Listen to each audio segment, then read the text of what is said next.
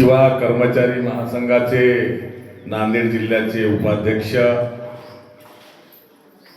Dnyaneshwar Ghodke sir, आमच्या शेवडीचे मृदंग मास्तर देविदास पाटील रायकवाडे, गावातील आणि पंचक्रोशीतील उपस्थित सर्व गायक वादक, उपस्थित पाहुणे मंडळी, गावकरी मंडळी आणि उपस्थित सर्व बंधू आणि भगिनींनो, खरं तर हा योगायोग आहे. गणेशराव मोरुडकरांच्या वास्तुशांतीच्या निमित्तानं शिवकीर्तन आणि जो शेतकरी राजा वरुण राजाची वाट पाहत होता त्या वरुण राजाचंही आगमन, हा आनंदाचा सोहळा आज एकाच दिवशी सुरुवात होतो आहे. या प्रसंगी मी माझ्या वतीनं आणि शिवा संघटनेच्या राष्ट्रीय शाखेच्या वतीनं, सेवा जनशक्ती पार्टीच्या वतीनं गणेशराव मोरुडकर आणि त्यांच्या सर्व कुटुंबियांना नवीन वास्तूमध्ये हार्दिक हार्दिक शुभेच्छा देतो, त्यांचं अभिनंदन करतो. प्रत्येकाचं स्वप्न हे चांगलं घर असावं. संसारी जीवनामध्ये घराची वास्तू हे एक स्वप्न जीवनातलं प्रत्येकाचं असतं आणि मोरुडकर कुटुंबाला अत्यंत कष्टातून, मेहनतीतून देवणेवाडी या ठिकाणी ही वास्तू उभा केली आणि त्याचा आज वास्तुशांतीचा हा कार्यक्रम होत असताना आपण सर्वजण उपस्थित, त्यांचे पाहुणे मंडळी, मित्रमंडळी, गावकरी मंडळी, सर्वच जण आपण त्यांना शुभेच्छा द्यायला आलेलो आहोत. खरं तर वीरशैव संप्रदायामध्ये अनेक हिरे आहेत, अनेक मोहरे आहेत. त्यातला महत्वाचा हिरा म्हणजे गणेशराव मोरुडकर. गायनाचार्य म्हणून ज्यांची महाराष्ट्रभर ओळख आहे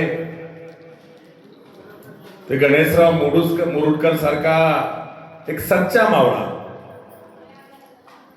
शिवा संघटनेचा कट्टर मावळा आणि वीरशैव संप्रदायामधलाही एक सच्चा मावळा म्हणून ज्यांची ओळख आहे, तर गणेशराव मोरुडकर आणि त्यांच्या कुटुंबियांची ही वास्तू या ठिकाणी उभा टाकल्यानंतर त्यांच्या कुटुंबियांना तर आनंद आहेच आहे. एखादं दोन सोडून देवणेवाडीकरांनाही आनंद आहे आणि त्याही पेक्षा जास्त एक कार्यकर्ता म्हणून मनोहर धोंडेला जास्त आनंद आहे.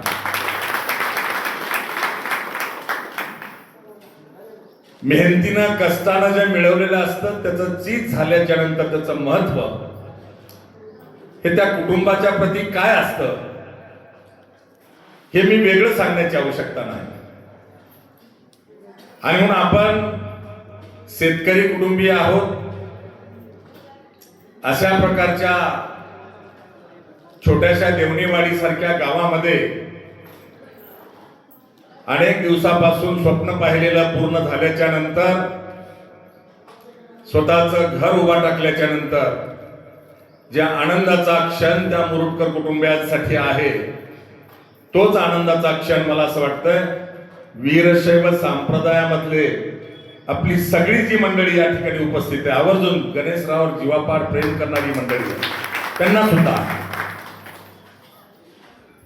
हा आनंद आपल्याला वाटलाच पाहिजे. काहींना दुःख वाटत असेल ते त्यांच्या प्रवृत्तीचा भाग आहे.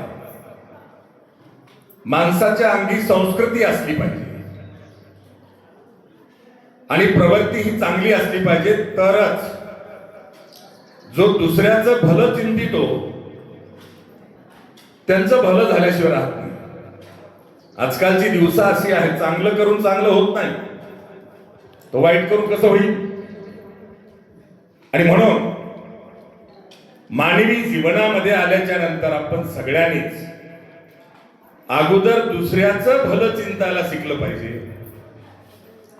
जर आपण दुसऱ्याचं भलं चिंतलं तर स्वतःचं भलं आपोआप झाल्याशिवाय राहत नाही. याला सत्प्रवृत्ती म्हणतात आणि सत्प्रवृत्तीचा काही भागामध्ये दुष्काळ पडल्यासारखी परिस्थिती पाहतोय आपण. आणि अशा प्रकारच्या या पवित्र क्षणाला मी आजच्या प्रसंगी एकच म्हणेल, गणेशराव, तुम्ही उभं आयुष्य वीरशैव संप्रदायासाठी खर्ची घालत आहात. तुमच्यासारखे इथं उपस्थित असलेले आमचे गायनाचार्य असतील, मृदंगवादक असतील, संप्रदायामध्ये कीर्तनकार, प्रवचनकार असतील, खरतड आयुष्य आहे. आणि हे खरतड आयुष्य समाजाप्रती वाहिल्याच्या नंतर नक्की त्यातून उदरनिर्वाह होतो, कमी पडत नाही. गुरुवर्यांचा आशीर्वाद आहे, त्यामुळं त्यामध्ये वेगळं काही मांडण्याची आवश्यकता नाही.